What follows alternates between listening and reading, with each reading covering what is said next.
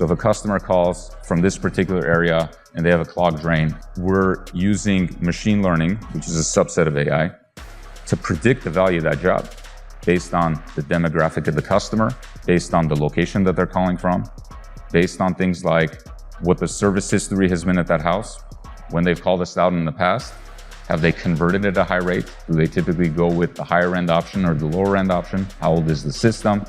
AI can analyze all that and make a calculation on the potential value of that job way faster than a human can. Excited for our next very special speaker. Is that what he said? What he called it? Whatever. Like, some people don't need that, Terry, okay? They just are.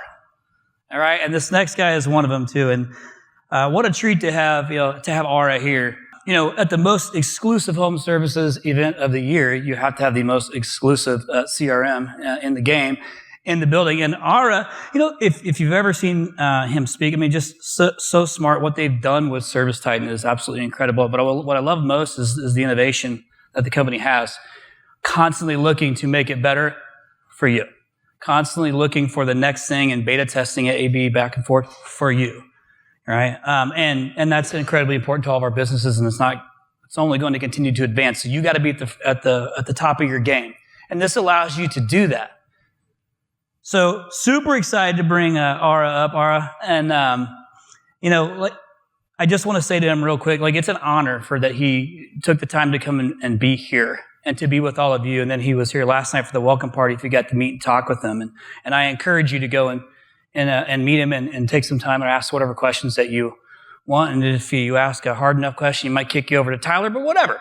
He'll answer the question for you, depending on what it is. But super excited to have Ara Mahdessian here. And let's give him a big round of applause.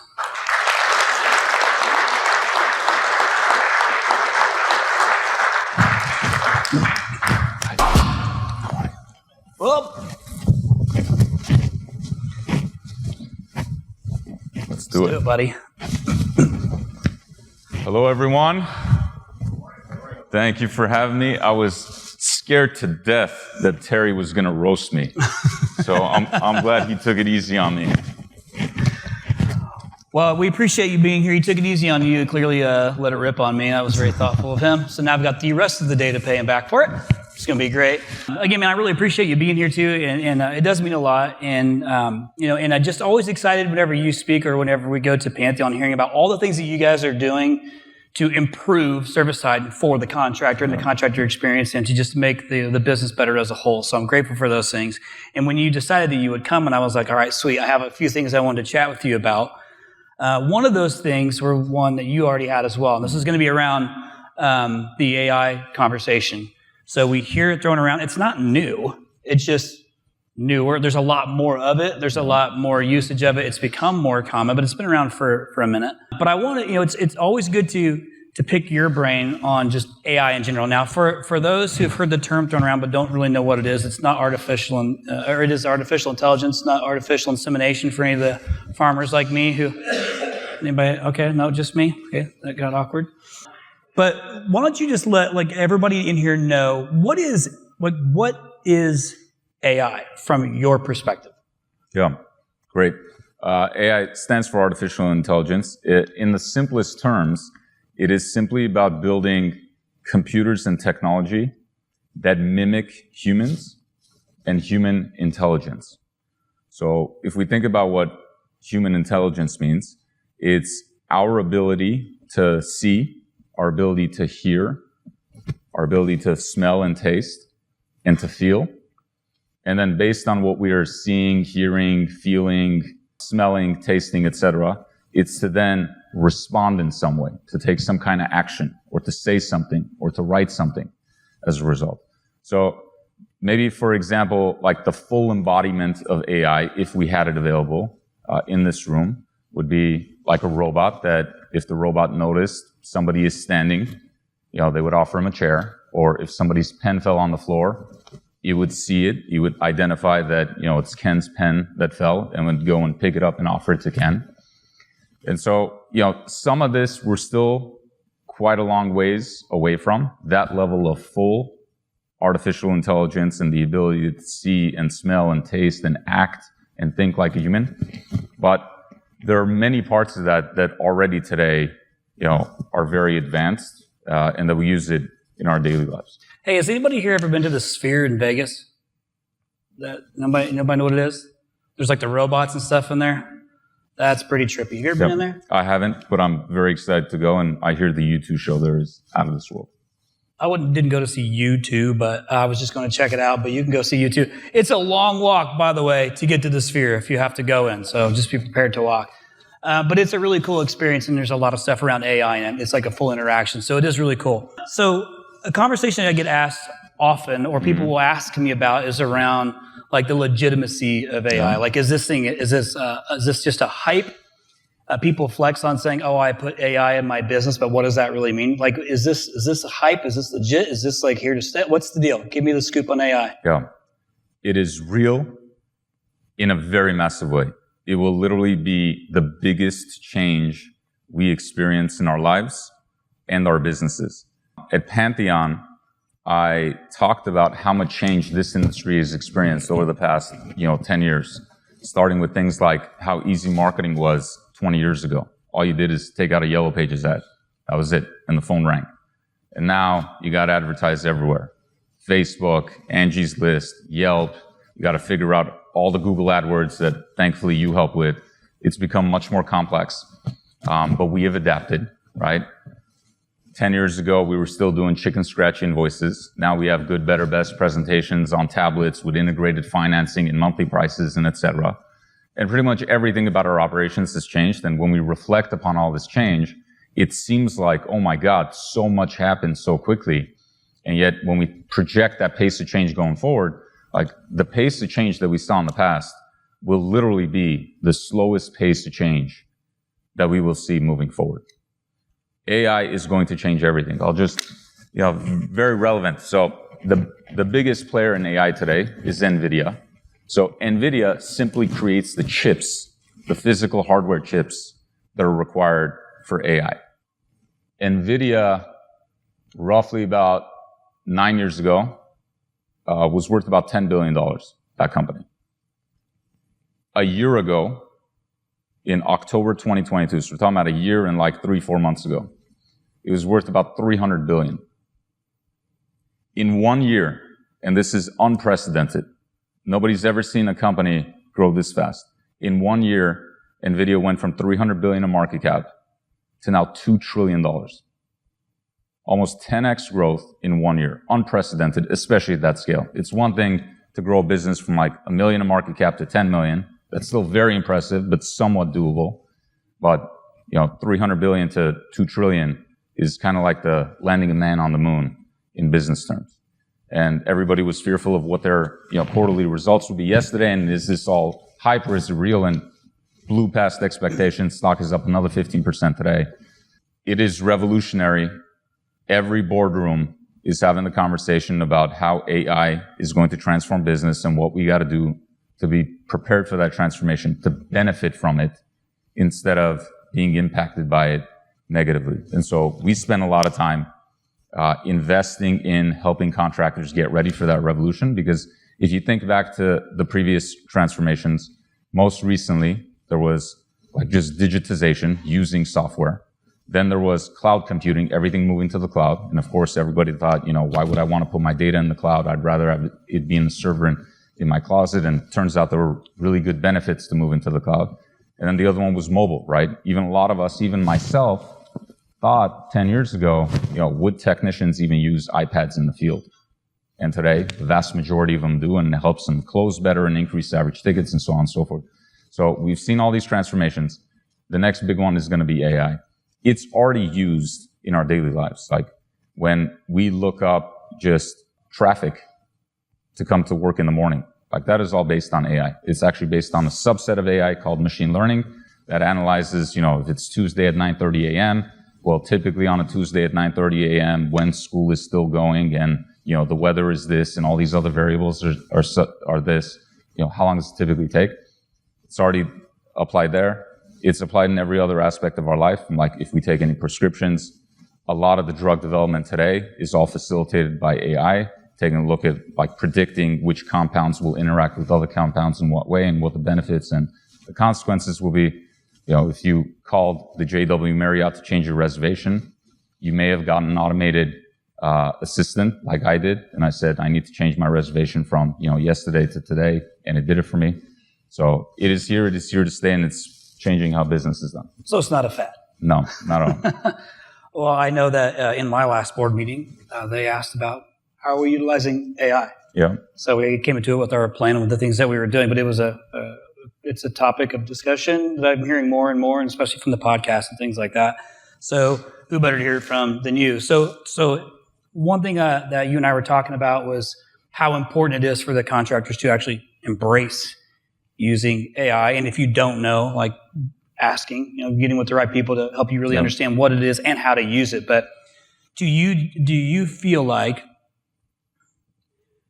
that you have to use AI to stay a leader or to be a leader or to be progressive and win in the market, in the industry? You have to have AI integrated at some level. This is, I think, the most important question. So if we think back to the good old days, like just 2-3 years ago, everybody was growing, revenue was increasing, even if you had, and this is not just in the trades, this is across businesses in every industry. Even if you had sloppy execution, you were still growing. Right. And there's a saying in sales solves all problems, or revenue growth solves all problems. When you see revenue growth growing, you're willing to not inspect as deeply. You're willing to overlook problems in the business because you're still enjoying growth.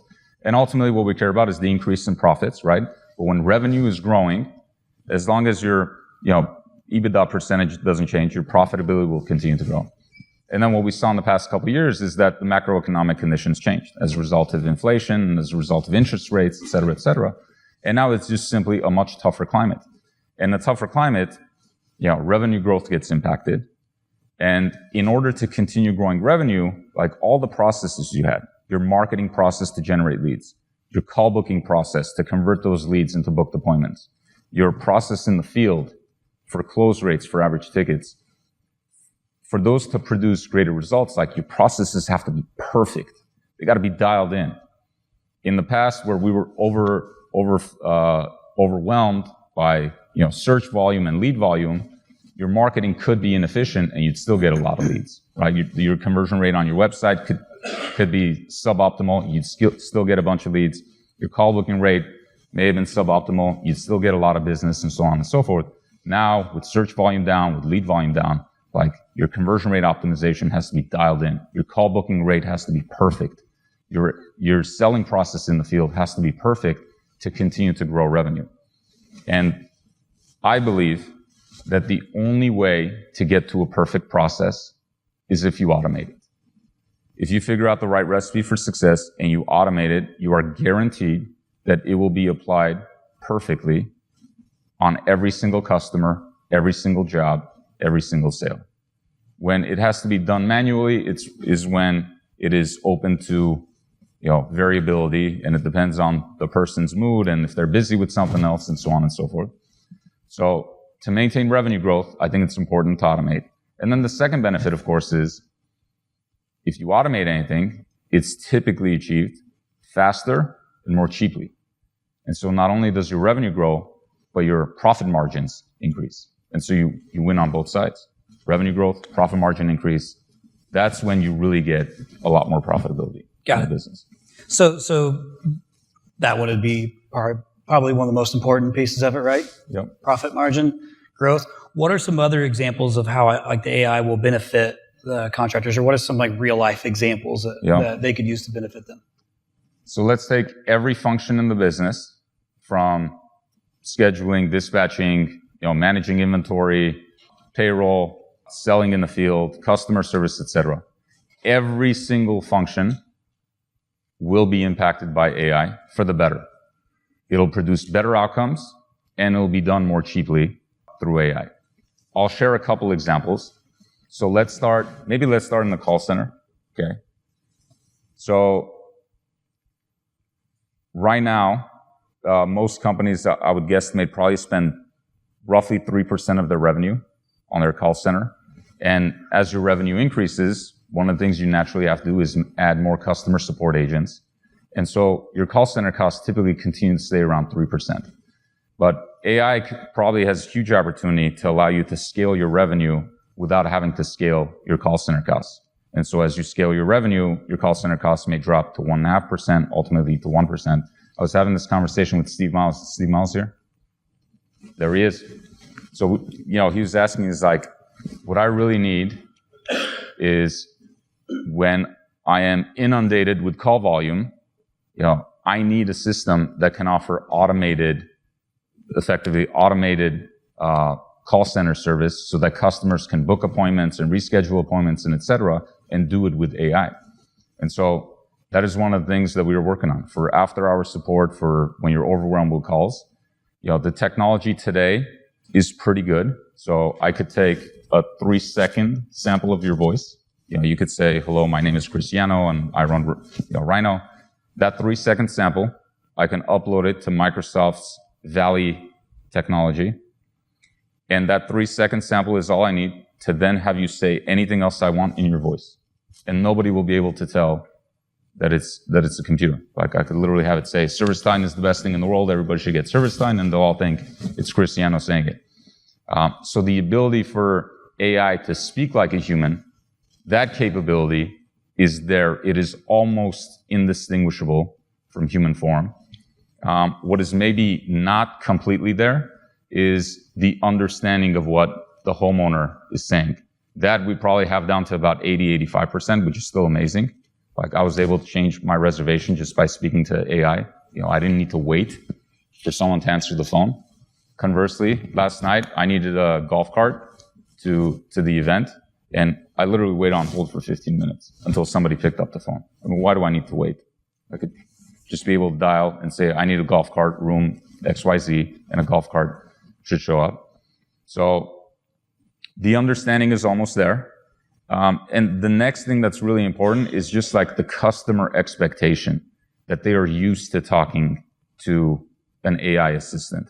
That is almost there too, because now everybody, when you call your airline to change reservation, AI helps you out. When you call the hotel, AI helps you out. And probably for the next year, as all of us continue to, in most of our interactions outside of the trades, get exposed to AI, we will all become conditioned to that.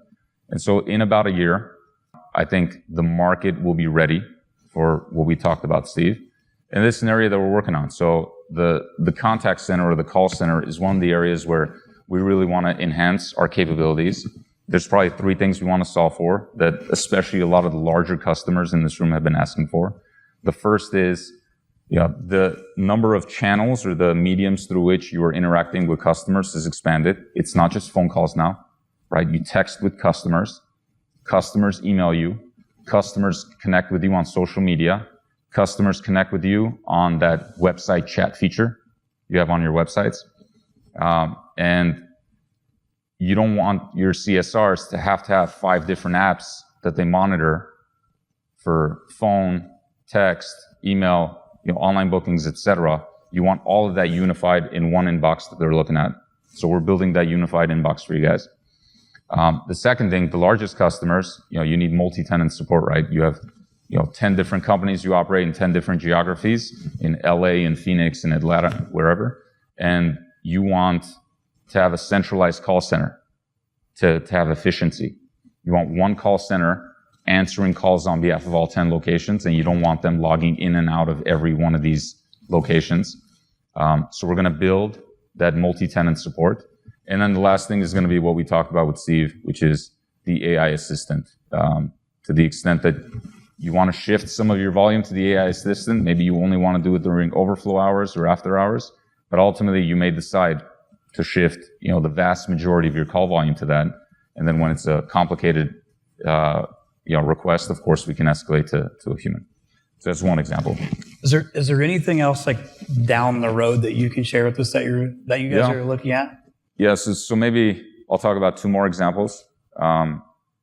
The most relevant one is dispatching, right? So today, a dispatcher's job is very hard. They're trying to maximize revenue for the company by assigning the best tech for the best job, and that's a complex process. We're trying to help that process through our automated dispatching capability. Key part there is actually in predicting the value of any job. So if a customer calls from this particular area and they have a clogged drain, or they don't have it's a no cool, we're using machine learning, which is a subset of AI, to predict the value of that job based on the demographic of the customer, based on the location that they're calling from, based on things like what the service history has been at that house, when they've called us out in the past. Have they converted at a high rate? Do they typically go with the higher end option or the lower end option? How old is the system? So on and so forth. AI can analyze all that and make a calculation on the potential value of that job way faster than a human can, especially when some of you guys have operations that are doing hundreds and thousands of jobs a day. And then figuring out what's the best technician to assign to that job. And historical performance is a great indicator of how technicians will perform in the future, but we've also seen that when technicians have issues at home, they have a dispute with the spouse or issue with the kid or, financial issues, their performance dips. And a dispatcher manually, it's not going to catch that across 100 or 1,000 technicians, but AI can catch that really quickly and address that. And so, there are very large operators in this room who have already automated their dispatching using ServiceTitan's automated dispatching platform, and they're seeing increased revenue and more jobs per day, and et cetera. And then I think the last one, as it relates to you, is optimizing marketing ads. So everybody in this room spends a whole lot of money on marketing, especially on Google AdWords, and that is a very leaky bucket because it is so complex to manage. Like, you guys advertise for plumber, Scottsdale, clogged drain, Glendale, plumbing, Phoenix, and hundreds and thousands of other campaigns like that.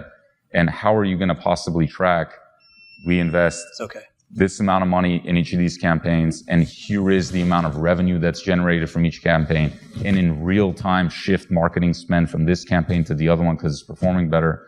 And by the way, when the call volume comes in and your calendar is packed, we forgot to turn off marketing. And now we're just wasting marketing dollars in a moment where we can't handle the volume, right? So our ads optimization product is meant to completely automate that process. And the results have been staggering. It's like 250% ROI on that, which means if you're spending like $1 million on AdWords to get 10 million of revenue, with that $1 million to spend, you can now get 25 million of revenue. Or if you just want the 10 million of revenue, you can do it by spending, probably 300,000. But this partnership, I think, is going to be very impactful. So it'd be great if you can share a little bit about what you guys are going to do on the marketing perspective. Yeah, sure. I appreciate that, Ara. A round of applause for Ara real quick. Last year was, when you have 700 contractors as customers, you hear a few things from contractors on typically around performance. Mm-hmm. So it does challenge us as a team, having been in this business 16 years doing digital marketing specifically for trades, to continuously step up our game. Now, I pride ourselves on being innovative.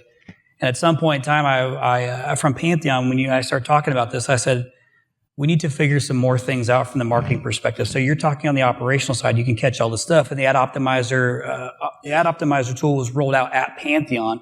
And we've since had our teams working together to try and continue to fix and work on it. And we have someone here that we've beta tested it with, and it's starting to really come along nice. The point being is, how can we not make it as expensive as it has been? Now, so what I've wanted to do with this was, create a deeper partnership with ServiceTitan, an enhanced partnership to figure out, we have 400 plus customers that are on the ServiceTitan platform.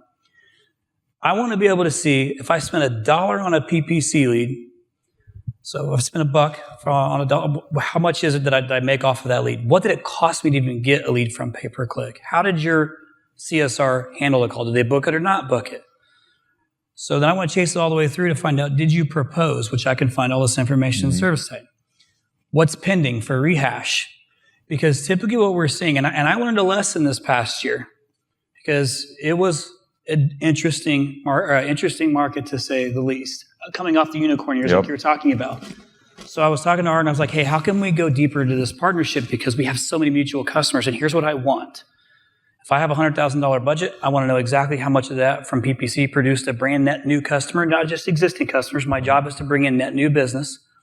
But I want to know how much of it did it bring in and at what cost. If it was SEO, how much did it bring in and at what cost? If it was social media, how much did it bring in and at what cost? We can do these by connecting our two tracking numbers. But I want to chase it all the way to the end, including how are the CSRs booking, but how's the answering services booking these calls? So that's been like a constant, like with the answering service piece of it, it's always just been find somebody that is good or decent, because most historically have not been great. And the reason that Nexus is in this room is they've been doing a fantastic job for us on answering service and doing outbounding and things like that. And some of you in here are using them, but I want to automate this thing so that way I can find out now. How did PPC perform for me now? How did SEO perform for me now?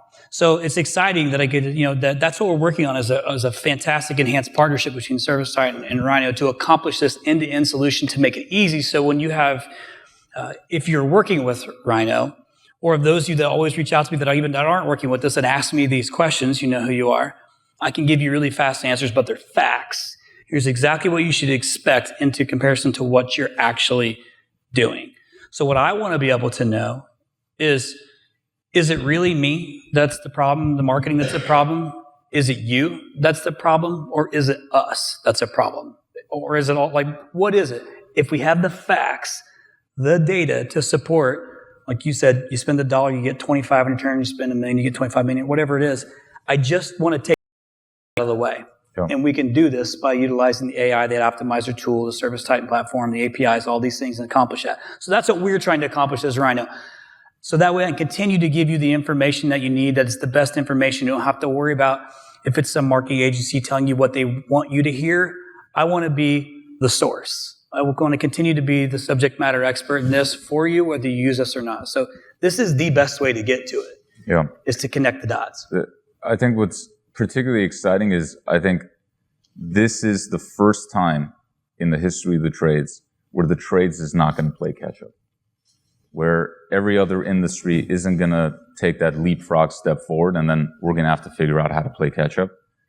I think because of the work that you guys and others are doing, hopefully some of the work that we're doing, but most importantly, the level of innovation and aggressiveness and ambition in this room. I think this group is pushing themselves, but also pushing me and pushing you to be at the leading edge of this upcoming revolution. And I think this is going to be the first time where the future isn't going to happen to us. The future is going to happen for us. We have the quote-unquote legends of the industry in the room. You also have the next generation of these great leaders, and I seem they were huddled in groups at your event, and then they all went to dinner, and they're still huddled in groups until midnight.